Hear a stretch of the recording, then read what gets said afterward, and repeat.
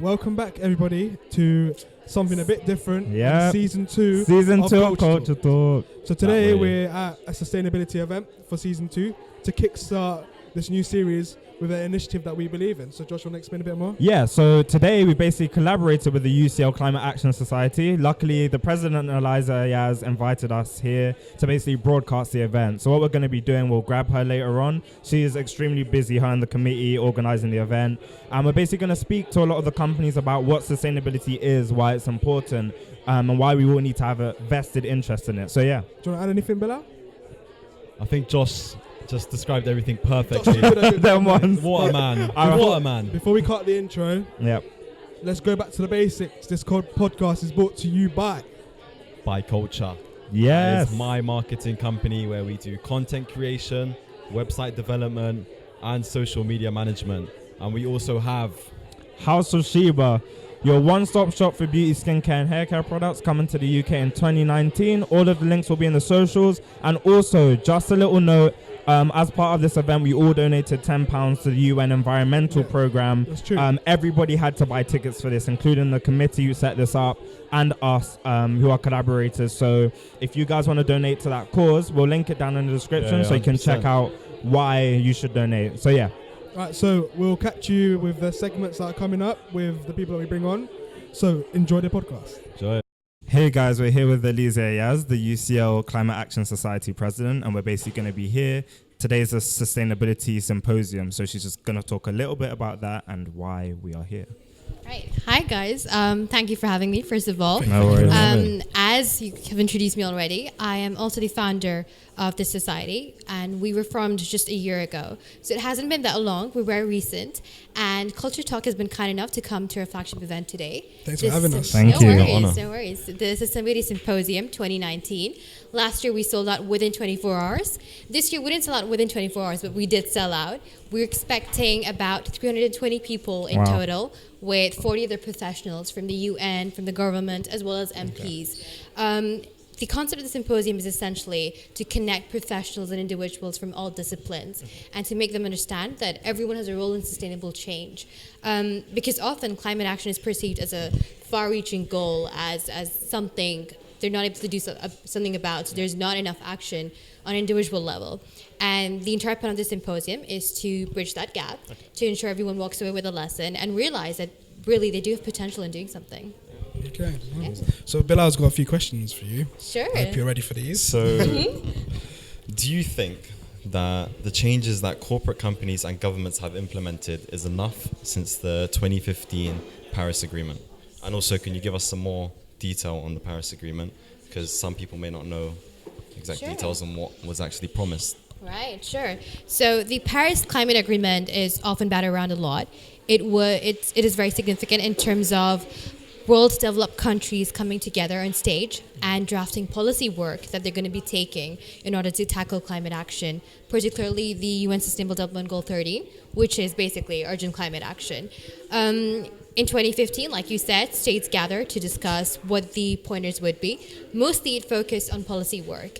And while that was good, while that was grassroots level, the backlash was that it didn't have much ground level work. So in answering your question, whether or not corporate governments have been effective to some extent in using the climate agreement of 2015 in Paris, I would say to some extent, and it's mostly been, again, developed countries who have the intuition, the knowledge, and the facilities and the ability to implement those climate action efforts. And those policy work mostly revolve around how can the local and regional governments change their consumer level actions. So it's not just policy work towards business sectors, it's across politics, economics, the environment. They've only been partially effective in utilizing the agreement because it hasn't been as inclusive and diverse in including countries that are most affected by climate change. So you would see the UK, the US, Paris was involved in drafting these policies. But what about South Asian states that are actually affected most by heat waves, by droughts? I was going to ask you next as well. Yeah. So to answer your question, I think to some extent, and like I said in my opening address today, a lot has been done, but a lot still needs to be done. Of course. There's always room for improvement. Yes, for sure. So when it comes to the poorer countries, what do you think is that like these developed countries need to do to actually support the poorer countries like in Asia that don't have the means to actually educate the people because they don't understand. How do you feel that? I think that's a very good them? question, because again, it's very concerning that they don't feel as included in the climate dialogue when they're most affected by it. Do not have the economic power or the economic standpoint to make real impact. But what they can do is, because they have a voice, is they can build pressure on the more developed countries, and they have been doing that, particularly Bangladesh and Pakistan. We're hoping more states can join that race, and they're doing that through the international organization United Nations. We know that besides the UNEP, which is the environmental program, UN Habitat, UN Development Program are all getting involved, and they facilitate ground level work in these South Asian states.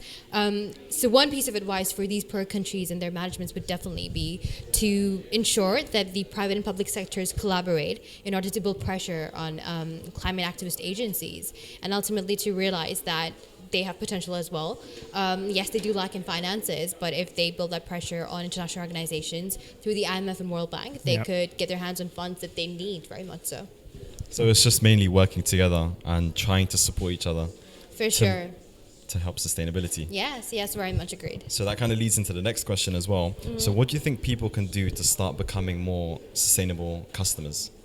I think that links very much with CAS's motto. So CAS wants education, advocacy, and action for climate change.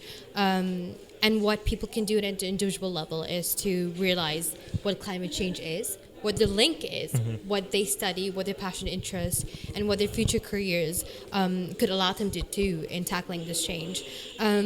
Do everything from getting involved on campus societies to going to climate strikes to going to events that are now held by the parliament and the government, giving feedback. I now see organizations, including UNICEF as well as UCL, our own university, accepting a lot of responses from students, from even perhaps passive-aggressive groups, any radical activist groups, welcoming the suggestions, because the idea is that you need diplomatic dialogue for climate action. You can't just listen to those anti-fossil fuel bargainers. Can't be a one-sided affair. It has to be besides the monochrome approach, and realize that there's a spectrum of climate action efforts, and there's a lot of changes that you can make. And what I think is amazing is with the Climate Action Society, you were recognized by Parliament, weren't you? And you're also, if I'm not wrong, the first society to collaborate with the UN. Yes, is that correct? In the world, which is insane. Which is a massive congratulations. So I think it's that sense of coming together and making the governments aware that we are actually, and that you guys are pioneering and spearheading change, essentially. And with events like this, I think this really shows that, We need to make a collaborative effort to see the change in the world. You know? Exactly, Yeah, for sure. And I think it's your podcast like CultrTalk that ultimately moved the dialogue to Generation Thank Z. you so much, Thank you. Thank you so much. Thank you for so coming. much. Thank you. And let's get on with the event. All right, so now we have brought on two representatives from UNICEF who want to tell us a bit about what they do and who they are. So do you want to start? Yeah, okay. Hi guys, we're the UNICEF Society at UCL, and what we basically do is we are raising awareness about climate change, and we're taking action against climate change as well. So climate change affects children in two ways mainly. One of them is the sudden disasters such as floods, hurricanes and cyclones, which prevents children from going to the school. And also the other one is the chronic diseases that raises from air pollution and mainly water and food insecurity. So yes. And do you want to tell us a bit more about UNICEF? Yeah, so basically the charity, they focus on various ways. So they do a lot of research on vulnerable populations in underdeveloped countries like Africa, Myanmar, Bangladesh, and they write reports, they publish these reports to raise awareness about these vulnerable populations. They also hold petitions that you can, the public audience can sign up to. One of them is say no to toxic air, because in Africa, only 6% of the continent is monitored, which means we don't actually know the severity of air pollution in Africa, but we do know that it affects the growth and development of children. They also, so people can sign up to that. You can also donate through UNICEF, or you can buy gifts and send gifts to them. And these gifts are like hand soap and, water buckets, stuff essentials. Essentials that we can get access to easily, but children over there, they don't have access to these sort of things. And, given, even just sending them over could potentially save a child's life, a child's life. So with the donations, how do the packages work when it comes to the donations? Is it like for a certain amount? That's what. So if you go on the UNICEF website, there'll be certain things. It's like shopping, there'll be certain things you can pick out for a certain price, and It starts from £10. starts from £10, yeah. And you can send that off along with a personalized card through the UNICEF website, and it'll be sent and delivered straight to a particular place.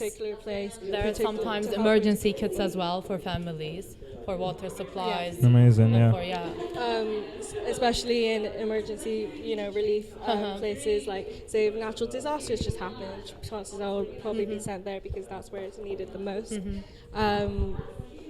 So as students at UCL, what do you think students at UCL can do today or as they're watching this podcast today? So they can. They can, thank you. Go on this. Go to UNICEF. Read up on the reports. Keep up with what's going on, and raise the awareness and spread the word, because it's our job as people of more developed countries with the privilege. We're so privileged to be in the position we're in. We have the resources to help these populations. They can't sometimes help themselves financially. Sometimes their governments can't support them either, but we have the ability to. So if we're able to do that, whether it's through donations, whether it's through signing a petition, or raising awareness, anything. So raising awareness, spreading the word, like on social media, and getting more people to donate. That's one of the key things. And also signing up. You can also sign up to our society online, so you can buy the membership. So we're the UNICEF on-campus society at UCL, and what we do, we basically organize events in fundraising for UNICEF UK. So all that we come up with event ideas, it can be anything from, like bake sales, like a Christmas ball, charity showcase. And we basically host these events, and all the money we raise goes to UNICEF. That's amazing. We'll try and put all the links to everything in the description, We'll get it off you guys after this. We'll put it in the video so you can check it out. Do you want to add anything? Yeah, also I was just going to ask, is there any volunteering opportunities that UNICEF at UCL currently do, either here or abroad, for people to help out if they want to? So one thing we do, we actually invite guest speakers in from UNICEF. Okay, amazing. And you can talk to them directly, contact them to talk about whether you're interested in volunteering abroad or in the and country. Also, if you want to have a career in volunteering or in such organizations like UNICEF, then it would be really good to have networking and have all these contact numbers and everything. Great, amazing. Thank you guys so much for coming. Honestly, thank you. Hi guys, we're with Ella from the UK Student Climate Network. So she's going to explain a little bit about what the society is and what they are here today at the Sustainability Symposium for. Cool. So the UK Student Climate Network is a nationwide organisation of students. We work in affiliation with the Fridays for Future movement globally and Greta Thunberg. Basically we organise the climate strikes, and we're asking the government to take radical action to stop the climate crisis and sort out social and racial inequalities in our society, mainly via a Green New Deal. Okay. All right, so how do you go about initiating? So, of course, you organise strikes, but what exactly is it? Is it an investment thing you want them to invest in? What change do you want to see? What change how do you want them to make that change? Cool, yeah. So, talking about the Green New Deal, so basically what we're demanding is that the government, we want a 10-year we want 10-year. Sorry, what am I trying to say? No. 10-year investment in. We want the fossil fuel industry, and we want investment taken out of that and poured into renewable energy, and we want decarbonisation of the UK economy by 2030. Alongside that, we want the creation of millions of new jobs, particularly for people who are in industries which currently rely on fossil fuels. Of course, yeah. So we don't want people to be left behind. The whole point of a Green New Deal is bringing people along with us. And so we want training programs to ensure that these people have jobs in the future which are secure, they pay well, and they're sustainable ultimately. Alongside that, we want the restoration and protection of carbon sinks, places like forests, like afforestation, peat bogs. Peat bogs are so important, we just don't hear enough about them. And we want to make sure that the most marginalised communities in our society are protected, that investment is poured into these areas, places that have been victims historically of oppression. And essentially just because, climate change is a product of a system which is also creating all the huge social and racial inequalities that we see in our society, both on a global level and here in the UK.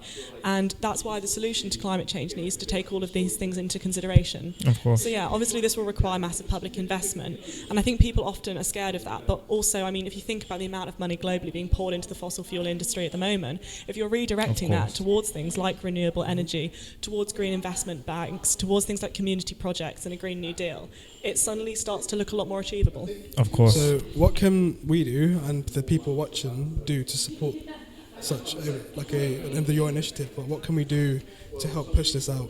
Yeah, brilliant. So if you're under 22, you can join us, UK Student Climate Network. But if not, come out on strike. We need all the help we can get. I think a lot of people think, if I like a post on social media, if I see what's happening on the news, I've kind of been part of it. And I don't need to be out in the streets. But you really do need to be out on the streets. More active members. We need active members. You don't have to come every month, but even if you just come out for one strike, you don't have to be getting super involved. Just turn up with a placard, because the government isn't doing anything, and we need to let them know that people are watching and people care. And this movement needs to keep escalating, because we have achieved things. People have started paying so much more attention to the climate crisis, but so much more needs to be done, and we need everyone to come with us. So sorry. When was the last protest that you guys held? So on the 20th of September, which was a few weeks ago, also my birthday, very exciting nice. birthday. That was our last global climate strike. So that was held all over the world. In the UK, and we had locations nationally in the smallest towns to huge cities. In London, we had 100,000 people, which was really exciting. And actually, the important thing about the last strike is normally our strikes are predominantly young people and students, but this one we had adults joining us. We had support from unions. We had the Writers Guild of Great Britain supporting us, and the UCU. We had a bunch of different organisations, so that was really exciting. And obviously, so many more people are now getting involved. Yeah, I think it's great the urgency with which the network is really pushing this forward, and the fact that you're not just targeting young people. It needs to be everybody pushing this forward, because even though we are the ones who will live through some of this and a lot of the poorer nations, we are the ones who are going to impact this. Adults, older, elderly people also need to know the effects this has on our world as it is. So I think it's really important what you guys are doing. Yes. Yeah, nicely said, Josh. So we want everyone to try and get involved in this. We'll get all the information off you, and we'll put that all in the description, how you can get involved, how you can help, and a bit more information about the UK Student Climate Network. Yeah. Fantastic. Thank you for coming. Thank you for coming, Ella. Thank you. So boom, we've had all right, so do you want to focus in now, yeah? So, and actually, to be honest, I haven't been able to be funny today. We haven't been. It's very serious event. In some of the interviews, I wanted to drop some tutus, but I was like, we need to be serious. You have to be serious. Sustainability, you have to be serious, man. No, but do you not realize what? I'd say a joke somewhere, and I was like, maybe I can't. Yeah, maybe we can't because of how serious sustainability I just think of it in my head, is. I'm smiling in my head. I'm like, keep it locked in, innit? So let's wrap up why we came here today, why we spoke to the people we spoke to, what the initiatives can do, and how we can make the change. We've got a good listening group, whatever. Following. Of course. Let's try and get everybody involved. So do you want to add to that? Yeah, I'd like to say basically I think today what it was all about was collating so many of the societies who have a vested interest in sustainability, from the UK Student Climate Network to UNICEF to the UN, who also collaborated with the Climate Action Society. And what it is about is making sure that we all have a vested interest in sustainability, whether that's carbon emissions, whether that's food waste, because at the end of the day, this is really badly impacting our planet and the next generations which come after us. So which is why we all came here today to showcase that. Yeah, I really agree with that. Like, there's a lot. Couldn't have said it being done. better. Could not have said it better. Could Like, not I have can't said Thank you it so add much. anything else. But boys, like, I know I've said it already, but I've like come out my shell, but I feel like I've been restricted today. Honestly, yeah. Honestly, Yeah. sorry, We've- Bilal. I'm so Yeah, sorry. you just interrupted me, I and did. now you're gonna get a bang. I'm joking. But no, I feel like there's a lot being done. I feel like we need societies like Climate Action Society to bring people together Yeah. to actually learn and be educated about what they can do and what is already being done. But there's never enough. Of course. With what's happening in the world with fossil fuels being used and like the way pollution is impacting the world. Like in Asia, like there's beaches just full of plastic waste. Yeah. Like that is impacting those countries, and those countries don't understand how to deal with that because they don't have the resources or the finances. So having these symposiums where people can be educated and then go back and like start to preach that word and tell more and more people, the word just goes around. Yeah. So I feel like the future is really bright. I think so. With societies like these, everything's changing. It has to be a collaborative effort, otherwise it's just, Exactly. you know, like everyone wants to see. Like the head of Climate Society she said that. No, was it her or was it someone said on the podcast? I remember they were saying, if you look at a post or like a picture online, you might think you're, helping out. There needs to be a lot more action. Of course. And that's not to say that your contribution shouldn't range from small to large. Like, of course, it's like sharing is still a big part of it. Of course, because you're educating someone, but there's still more to be done. There's still more to be everyone done. can do something. Exactly. Like donating, like with UNICEF. They stole the poster. Took it back. Donating, like the small donation, I think it's like £5. Yeah. Can give a child food for like a month. Yeah. I don't know if that's about the it. exact thing, Yeah. but like if you go on the website, we you can have- easily see. We have everything that we could want. Yeah. So if you think about, some people can't have the bare necessities of life. Of course. Spending that little money, Yeah. it won't. Do you want to laugh one more time? If you want to laugh, We're trying to be serious. Miz just popped in behind the scenes. Miz, do you want to come on quickly and say Come two say words? Come say 2 words. Okay, come say 2 words about Come say hi. Come say hi. So Come in a bit. Hello. What am I saying? So how are you? How you been? I've been okay. Yeah. How's the event been for you today? The event was really good, really inspiring. Spoke to a lot of people. Glad to see you guys here, and Thank you for your appearance. Thank Miz. you, Miz. Thank you. So yeah, So anything. Special guest. Special guest. We've been wanting to get him on. We We'll really have you want on him soon. We'll have Miz on. Yeah, back to what we're saying is all the initiatives and the links and the information we're going to put nicely on our description. So please go educate yourself on it. Go onto the links, donate as much as you can, even like little amounts of money. Yeah, They're not little asking- goes a long £5 way. even Little goes a long goes a way. They're long not way. asking Yeah. for loads. Because You it might all not- adds up. you It might all not adds up. think- Honestly, if yeah. a bunch of people put Like, £5 you together, might not think your £1 will do anything. comes Even together, not even man. a pound. Yeah. You might think, what is that going to do? But trust me, it goes a long way. Of course, yeah.